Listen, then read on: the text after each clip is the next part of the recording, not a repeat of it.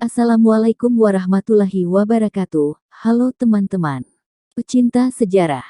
Kali ini saya memposting ataupun membuat video tentang peristiwa Minggu Berdarah yang terjadi pada tahun 1905.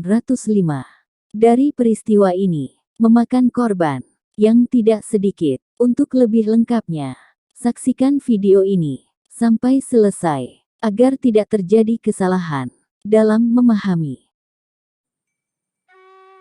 Minggu Berdarah tahun 1905.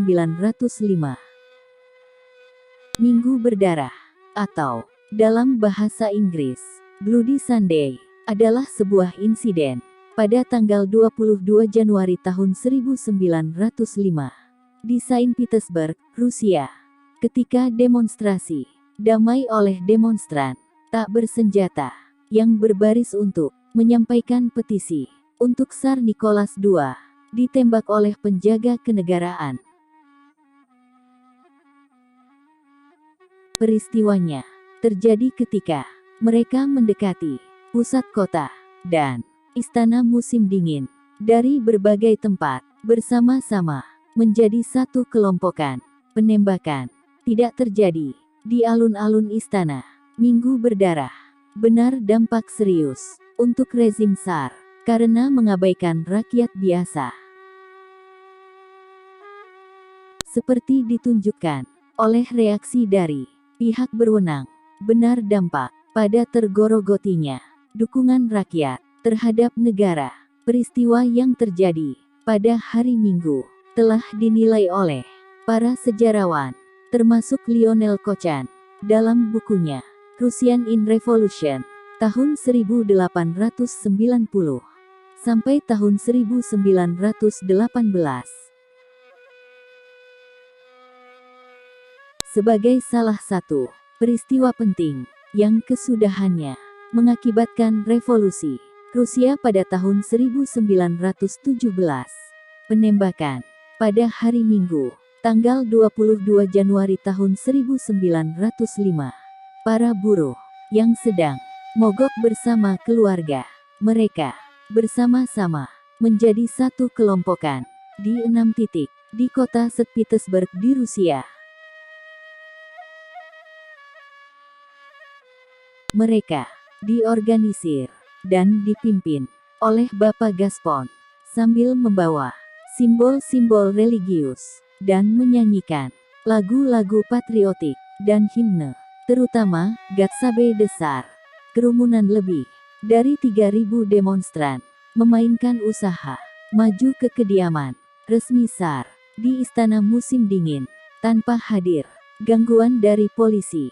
Mereka tidak mengetahui sekiranya Tsar sedang tidak hadir di kediamannya. Piket tentara yang tidak jauh dari istana melepaskan tembakan peringatan dan kemudian menembak langsung mengarah jauh ke arah kerumunan untuk menghentikan mereka. Kemudian Gapon ditembaki di tempat tidak jauh dari gerbang Narva.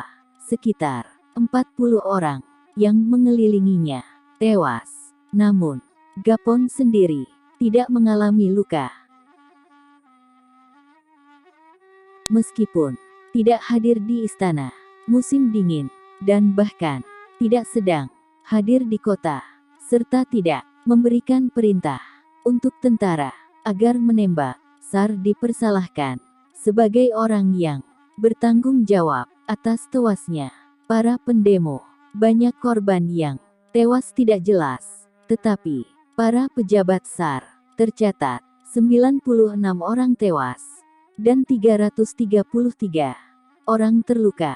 Sumber-sumber berbanti pemerintah mengklaim sebanyak lebih dari 4.000 orang tewas. Pihak moderat memperkirakan rata-rata sekitar 1.000 orang tewas atau terluka dari tembakan ataupun terinjak-injak selama kepanikan.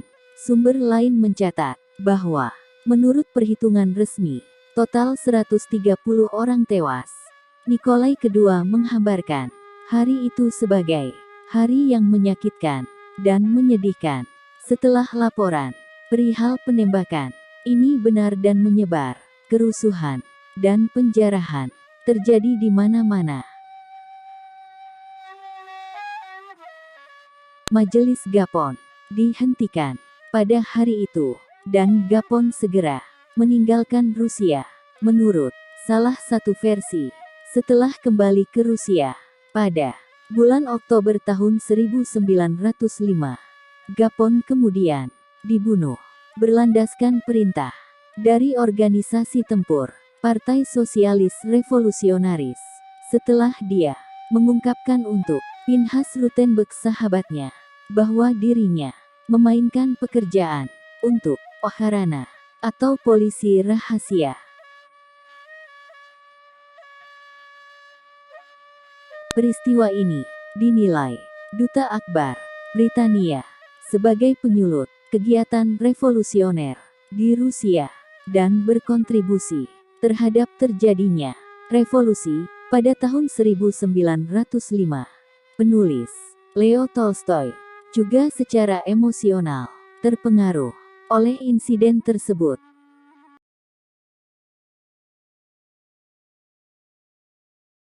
Terima kasih untuk teman-teman pecinta sejarah telah menonton video saya sampai selesai. Jangan lupa support channel saya agar saya makin semangat dan makin rajin lagi upload video-video yang berupa edukasi tentang sejarah.